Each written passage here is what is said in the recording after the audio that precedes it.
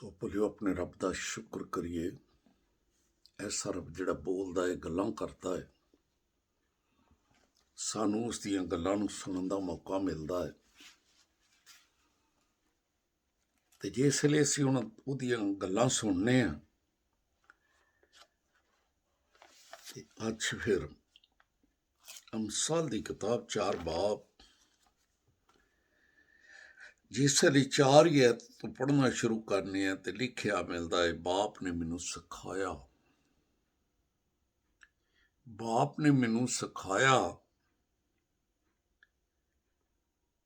ਤੇ ਮੈਨੂੰ ਆਖਿਆ ਕਿ ਮੇਰੀਆਂ ਗੱਲਾਂ ਤੇਰੇ ਦਿਲ ਵਿੱਚ ਰਹਿਣ।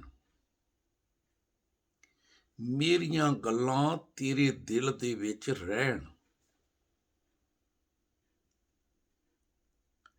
ਮੇਰੇ ਫਰਮਾਨ ਬਜਾ ਲਿਆ ਤੇ ਜ਼ਿੰਦਾ ਰਹਿ। ਹਿਕਮਤ ਹਾਸਲ ਕਰ ਤੇ ਫਹਿਮ ਹਾਸਲ ਕਰ। ਮਤ ਭੁੱਲੀ ਤੇ ਮੇਰੇ ਮੂੰਹ ਦੀਆਂ ਗੱਲਾਂ ਤੋਂ ਬਰਗਸ਼ਤਾ ਨਾ ਹੋਈ। 10 ਵਿੱਚ ਲਿਖਿਆ, ਮੇਰੇ ਬੇਟੇ ਸੁਣ, ਮੇਰੀਆਂ ਗੱਲਾਂ ਨੂੰ ਕਬੂਲ ਕਰ। ਤੇਰੀ ਜ਼ਿੰਦਗੀ ਦੇ ਦਿਨ ਫਿਰ ਬਹੁਤ ਹੋਣਗੇ। ਸੋ ਵੀ ਬਾਪ ਦੀਆਂ ਗੱਲਾਂ ਨੂੰ ਮੰਨਣਾ, ਬਾਪ ਦੇ ਕਲਾਮ ਤੋਂ ਉਰਾਂ ਪਰਾਂ ਨਹੀਂ ਜਾਣਾ। ਯਹੋਨਾ ਦੀ ਅੰਜੀਲ 12 ਬਾਬ, ਯਹੋਨਾ ਦੀ ਅੰਜੀਲ 12 ਬਾਬ 49 ਤੇ 50 ਐਤ ਨੂੰ ਪੜ੍ਹੀਏ ਨਾ, ਤੇ ਲਿਖਿਆ ਮਿਲਦਾ ਹੈ, ਕਿਉਂਕਿ ਮੈਂ ਜੋ ਕੁਝ ਕਹਿਣਾ ਹੈ ਆਪਣੀ ਤਰਫੋਂ ਨਹੀਂ ਕਹਿੰਦਾ। ਕਿਉਂਕਿ ਮੈਂ ਜੋ ਕੁਝ ਕਹਿਣਾ ਹੈ ਮੈਂ ਆਪਣੀ ਤਰਫੋਂ ਨਹੀਂ ਕਹਿੰਦਾ,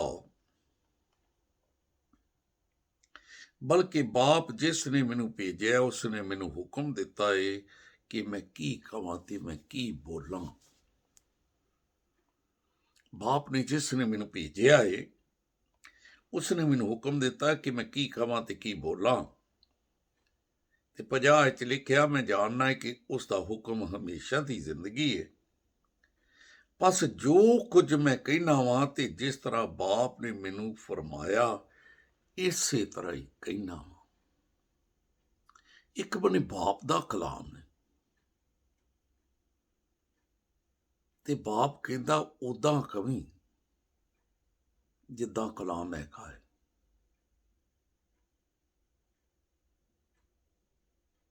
ਦੂਸਰੀ ਤਰਫ ਝੂਠੇ ਅੰਬੋਆਂ, ਗਰੋਹਾਂ, ਡਿਨੋਮੀਨੇਸ਼ਨਾਂ, ਟੋਲਿਆਂ ਦਾ ਗੱਲਾਂ ਨੇ। ਮੈਂ ਕਲਾਮ ਨਹੀਂ ਕਹਿ ਸਕਦਾ ਉਹਨਾਂ ਨੂੰ।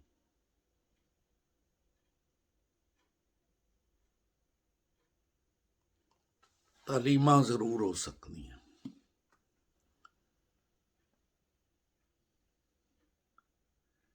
ਕਿਉਂਕਿ ਪਹਿਲਾ ਤਿਮੋਥੀ 6 ਬਾਬ 3 ਵਿੱਚ ਲਿਖਿਆ, ਅਗਰ ਕੋਈ ਬੰਦਾ ਔਰ ਤਰ੍ਹਾਂ ਦੀ ਤਾਲੀਮ ਦਿੰਦਾ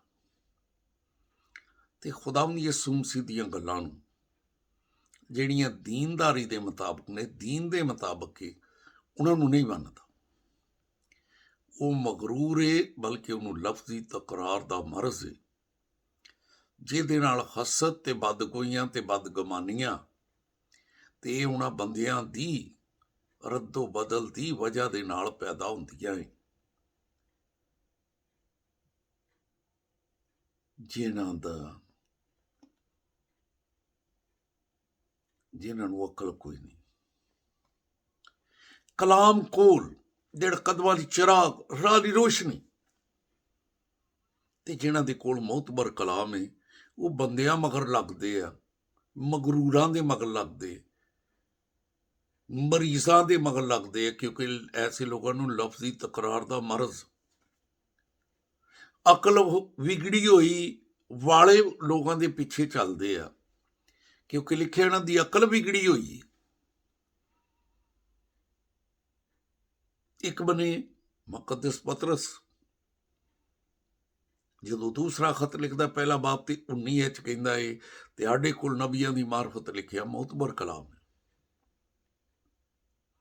ਤੇ ਕਹਿੰਦਾ ਤੁਸੀਂ ਚੰਗਾ ਕਰਦੇ ਹੋ ਕਿ ਕਲਾਮ ਹੀ ਇੱਕ ਚਿਰਾਗ ਜਿਹੜਾ ਹਨੇਰੀ ਜਗ੍ਹਾ 'ਚ ਚਾਨਣ ਪੈਦਾ ਕਰ ਦੂ, ਜਦੋਂ ਤੱਕ ਪੋਹ ਨਾ ਫੁੱਟੇ ਤੇ ਸੁਬਹ ਦਾ ਸਤਾਰਾ ਤੁਹਾਡੇ ਦਿਲਾਂ 'ਚ ਨਾ ਚਮਕੇ। ਇੱਕ ਬੰਨੇ ਕਲਾਮ, ਇੱਕ ਬੰਨੇ ਅਕਲ ਵਿਗੜੀਓ ਵਾਲਿਆਂ ਦੀਆਂ ਗੱਲਾਂ। ਬੱਚੇ ਦਾ ਬਪਤਿਸਮਾ ਦੇ ਬਾਈਬਲ 'ਚ ਹੀ ਕੋਈ ਨਹੀਂ, ਇਹ ਤੇ ਅਕਲ ਵਿਗੜੀ ਵਾਲਿਆਂ ਨੇ ਕੰਮ ਸ਼ੁਰੂ ਕੀਤਾ।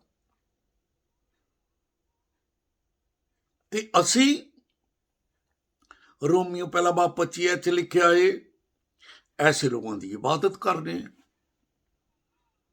ਕਿਉਂਕਿ ਲਿਖਿਆ ਜਿਨ੍ਹਾਂ ਨੇ ਸੱਚ ਨੂੰ ਬਦਲ ਕੇ ਝੂਠ ਬਣਾਇਆ। ਬਾਈਬਲ ਦਵਾਈ ਪਾਉਂਦੀ ਫਿਰ ਲੋਕ ਉਹਨਾਂ ਦੀ ਇਬਾਦਤ ਤੇ ਪ੍ਰਸਤਿਸ਼ ਕਰਦੇ ਪਏ ਨੇ। ਐਸੀਆਂ ਤਨਜ਼ੀਮਾਂ ਨੂੰ, ਐਸੇ ਅੰਬੋਆਂ, ਗੁਰੂਆਂ, ਡਿਨੋਮੀਨੇਸ਼ਨਾਂ, ਟੋਲਿਆਂ ਨੂੰ ਪੂਜਦੇ ਪਏ ਨੇ। ਮਤੀ 23:15 ਦੇ ਵਿੱਚ ਖੁਦਾਵੰਦ ਯਿਸੂ ਮਸੀਹ ਨੇ ਆਖਿਆ, ਫਕੀਓ ਫਰੀਸੀਓ ਤੁਹਾਡੇ ਤੇ ਅਫਸੋਸ ਕਿ ਇੱਕ ਮਰੀਦ ਕਰਨ ਦੀ ਖਾਤਰ ਤਰੀ ਤੇ ਖੁਸ਼ਕੀ ਦਾ ਦੌਰ ਕਰ ਦਿਓ। ਜਿਸ ਲਈ ਉਹ ਮਰੀਦ ਹੋ ਜਾਂਦਾ ਹੈ, ਆਪਣੇ ਤੋਂ ਦੁੱਗਣਾ ਜਹੰਨਮ ਦਾ ਫਰਜ਼ੰਦ ਬਣਾਉਂਦੇ ਹੋ। ਐਸੇ ਪੀਰਾਂ ਦੇ ਮਗਰ ਜਿਹੜੇ ਆਪਣੇ ਤੋਂ ਦੁੱਗਣਾ ਜਹੰਨਮ ਦਾ ਫਰਜ਼ੰਦ ਬਣਾਉਂਦੇ ਨੇ, ਉਹਨਾਂ ਦੇ ਮਰੀਦ ਹੋਏ, ਉਹਨਾਂ ਦੇ ਪਿੱਛੇ ਲੱਗਣੇ ਆ। ਬਾਪ ਕਹਿੰਦਾ ਮੇਰੀਆਂ ਗੱਲਾਂ ਸੁਣ, ਉਹ ਇਹਨਾਂ ਨੂੰ ਦਿਲ 'ਚ ਰੱਖ। ਖੁਦਾਵੰਦ ਯਿਸੂ ਮਸੀਹ ਕਹਿੰਦਾ ਬਾਪ ਜਿਸ ਨੇ ਮੈਨੂੰ ਘੱਲਿਆ ਏ, ਜਿਸ ਤਰ੍ਹਾਂ ਉਹਨੇ ਆਖਿਆ ਉਸੇ ਤਰ੍ਹਾਂ ਮੈਂ ਕਹਿਣਾ।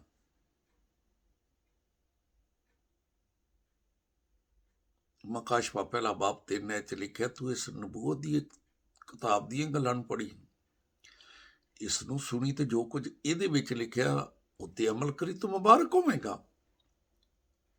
ਪਰ ਅਸੀਂ ਕਹਿੰਦੇ ਨਹੀਂ, ਅਸੀਂ ਅਕਲ ਵਿਗੜੀ ਹੋਈ ਲੋਕਾਂ ਦੇ ਪਿੱਛੇ ਲੱਗਣਾ ਹੈ ਤੇ ਇਹਨਾਂ ਨੂੰ ਪੂਜਣਾ ਹੈ।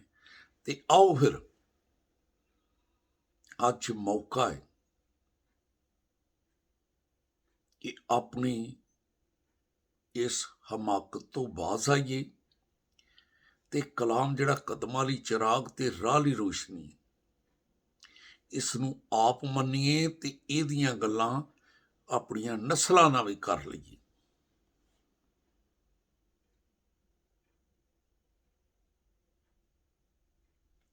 ਜਿਸ ਵੇਲੇ ਪਹਿਲਾ ਸਾਲਾ 3:2 ਬਾਪ ਉਹਦੀ ਪਹਿਲੀ ਐਤ ਤੋਂ ਪੜ੍ਹਨਾ ਸ਼ੁਰੂ ਕਰਨੇ ਨਾ, ਖੁਦਾ ਦੇ ਬੰਦਾ ਦਾਊਦ ਨੇ ਆਪਣੇ ਪੁੱਤਰ ਸੁਲੇਮਾਨ ਨੂੰ ਬੁਲਾਇਆ ਤੇ ਆਖਿਆ, ਪੁੱਤਰਾ ਮੈਂ ਉਸ ਰਾਹ ਤੇ ਜਾਣ ਵਾਲਾ ਜਿਹੜਾ ਸਾਰਿਆਂ ਦਾ ਹੈ। ਤੇ ਉਸ ਨੂੰ ਕਹਿੰਦਾ ਮਰਦਾਨਗੀ ਦਿਖਾਈ, ਮਰਦਾਨਗੀ। ਅਸੀਂ ਕਹਾਂਗੇ ਦਾਊਦ ਬਾਦਸ਼ਾਹ ਬੜਾ ਜੰਗਜੂ ਸੀ, ਉਹਨੇ ਤਲਵਾਰ ਦਿੱਤੀ ਹੋਣੀ ਆਪਣੀ, ਮਰਦਾਨਗੀ ਦਿਖਾਵੀਂ। ਉਹਨੇ ਆਖਿਆ, ਪੁੱਤਰਾ ਉਹ ਗੱਲਾਂ, ਉਹ ਐਨ, ਉਹ ਰਸਮ, ਉਹ ਹੁਕਮ, ਉਹ ਸ਼ਹਾਦਤਾਂ ਜਿਹੜੀਆਂ ਖੁਦਾ ਨੇ ਆਪਣੇ ਬੰਦਾ ਮੂਸਾ ਦੀ ਮਾਰਫਤ ਸਾਨੂੰ ਘੱਲੀਆਂ ਨੇ, ਉਹਨਾਂ ਨੂੰ ਸਦਾ ਮੰਨਣ ਵਿੱਚ ਇhtiyਾਤ ਕਰੀ ਤੇ ਜਿੱਥੇ ਕਿਤੇ ਤੂੰ ਜਾਵੇਂਗਾ ਕਾਮਯਾਬ ਹੋਵੇਂਗਾ। ਅਗਰ ਅਸੀਂ ਚਾਹੁੰਦੇ ਹਾਂ ਕਿ ਅਸੀਂ ਕਾਮਯਾਬ ਹੋਈਏ, ਸਾਡੀਆਂ ਨਸਲਾਂ ਕਾਮਯਾਬ ਹੋਣ, ਤੇ ਫਿਰ ਖੁਦਾ ਦੇ ਕਲਾਮ ਨੂੰ ਮੰਨੀਏ। ਝੂਠੀਆਂ ਤਨਜ਼ੀਮਾਂ ਮੰਨੇ ਕਿ ਬੜੇ ਬੜੇ ਅੰਬੋਏ, ਬੜੇ ਬੜੇ ਲਸ਼ਕਰ ਇਹਨਾਂ ਦੇ,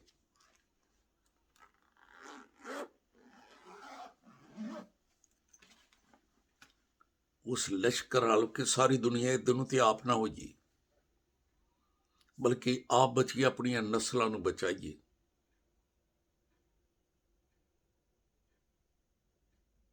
ਇਸ਼ਤਿਸ਼ਨਾ ਦੀ ਕਿਤਾਬ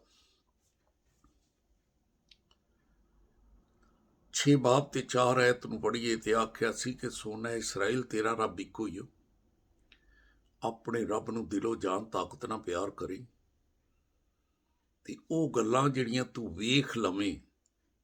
ਕਦੀ ਬੱਚੇ ਦਾ ਬਪਤਿਸਮਾ ਵੀ ਬਾਈਬਲ 'ਚੋਂ ਲੱਭਿਆ? ਉਹ ਗੱਲਾਂ ਜਿਹੜੀਆਂ ਤੂੰ ਵੇਖ ਲਵੇਂ तेरे दिल ते नक्श हो जान, औलाद दे ज़ेन नशीन करवावीं, घर बैठिया राह चलदियां लेटदियां ते उठदे वेले उन्हां गल्लां दा यानी खुदा दे मूँह दीयां गल्लां दा, उन्हां फरमानां दा जिक्र करी।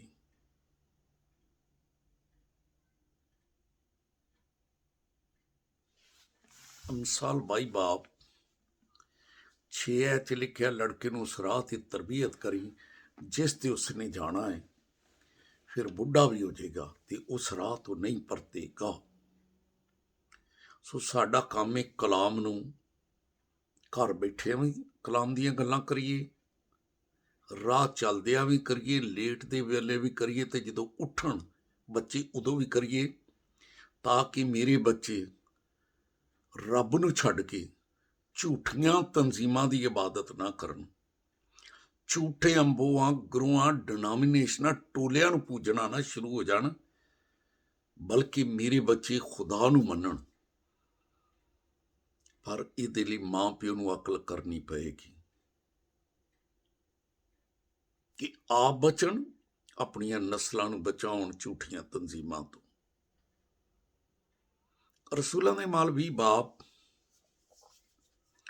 28 तो पढ़िए तो लिखिया मिलता है कि तू अपनी भी ते अपने गले की भी हिफाजत तू ही करनी है, किसी होर ने नहीं करनी। ते लिखिया जिसका रूल कुदस ने तेनू निगहबान ठहराया, रूल कुदस ने, इस करके अखां खोलिए, रूल कुदस ने सानू निगहबान ठहराया ही। असी चुक के बच्चों दबदब लै जाने, दिओ जी इनू बपतिस्मा ते इनू बनाओ मुजरम। रूल कुदरत ने तो सानू निगहबान ठहराया भी इन्हां नूं बचाउणा ही।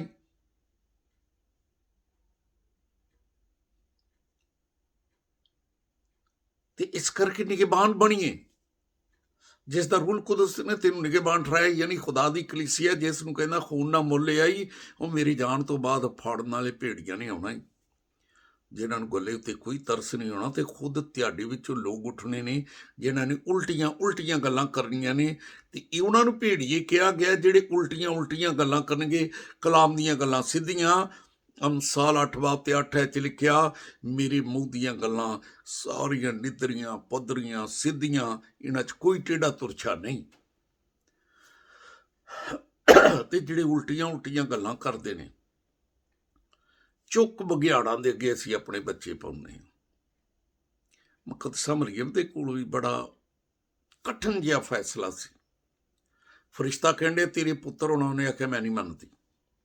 जदों आख्या रूल कुदस तेरे ते नाजल होएगा, हक ताला दी कुदरत तेरे ते साया करेगी, उन्हें आख्या मैं खुदा दी बंदी हां।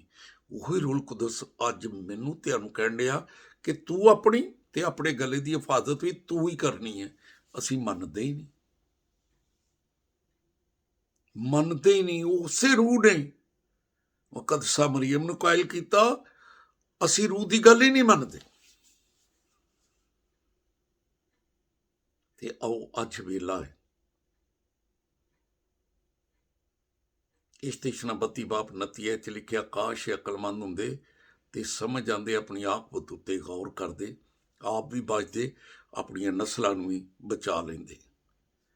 खुदावन तेरा खादम हुंदे जिहड़ा कलाम तू मैनूं दिता है, उस कलाम नूं पूरे दयानदारी नाल मैं तेरे लोकां तक पहुंचाए, इस ईमान ते उम्मीद नाल कि तेरा कलाम लोगों के कदमां लई चिराग, राह लई रोशनी बने, झूठे अंबोआं गुरुआं डिनोमिनेशनां टोलियां तो छडावे, बंद ज़हन यीशु नां तो खुलण, लोग किताबे मुकद्दस दीयां गल्लां नूं समझण, दूजिआं नूं समझाउण, तेरी नज़र विच दयानतदार बनण।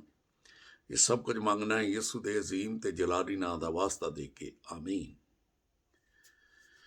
ते आओ भलिओ कलाम नूं लाइक करियो, बैल दा बटन दबाओ, ताकि खुदावंद दा कलाम बर वक्त तुहाडे तक पहुंचे। तुसीं आप बरकत पाओ, अपने दोस्तां नूं दस्सो इस चैनल दे बारे, ताकि वो भी बरकत पाउण।